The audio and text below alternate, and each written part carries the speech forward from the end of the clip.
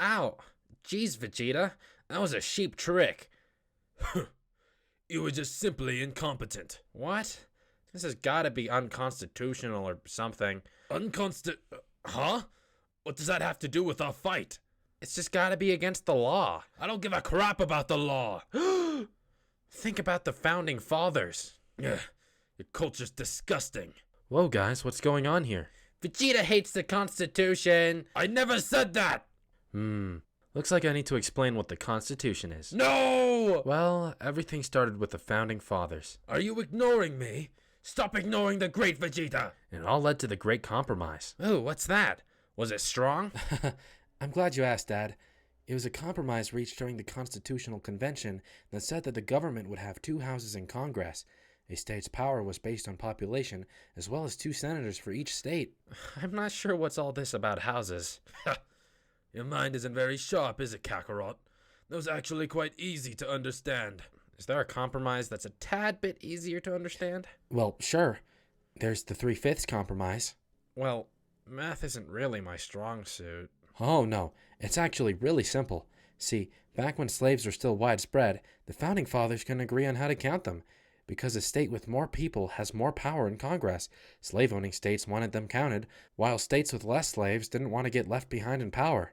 So everyone came to the agreement of a slave, counting as just 3/5 a person. Oh, I think I get it. Wait, why are we having this history lesson? That's enough about the states for now. How do you think the central government's power was limited? Only an idiot would limit their own power. Did they make the states real strong? No, actually, they split the government into 3 branches.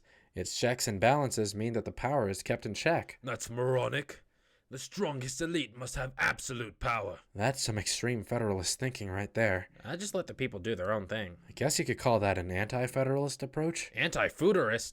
I'm definitely pro-food. That's not what I meant, but anyway, let's get into the preamble. What's that? It basically explains what the Constitution's about. They mention a more perfect union, meaning they've created a government better than the previous Articles of Confederation. Articles of Confederation? That was the previous, less successful government, before we had the Constitution. Wait, did you say food? Anyway, the preamble doesn't define any laws, it just promises them, which we'll find later in the Constitution. Sure sounds very enticing for the common people, that's for sure. Who cares about the people? I'm ignoring that deranged comment. Anyway, the preamble also states that the Constitution will establish justice to make sure laws are fair for everyone. It ensures domestic tranquility so that everything in the country runs smoothly. That's good. It says it will provide common defense to defend the lives and rights of the people. I like lives. It says it will improve general welfare, likely by improving health and agriculture. Yep. And it says it will ensure the blessings of liberty, which is stuff that's in the Bill of Rights. Cool. I have no idea what you just said. I thought you were attentive and listening. Huh? I actually fell asleep halfway through. Oh, whatever. Let's just get into the 7 articles now. They really describe the way the government will work. Oh, now we're really getting into the nitty-gritty.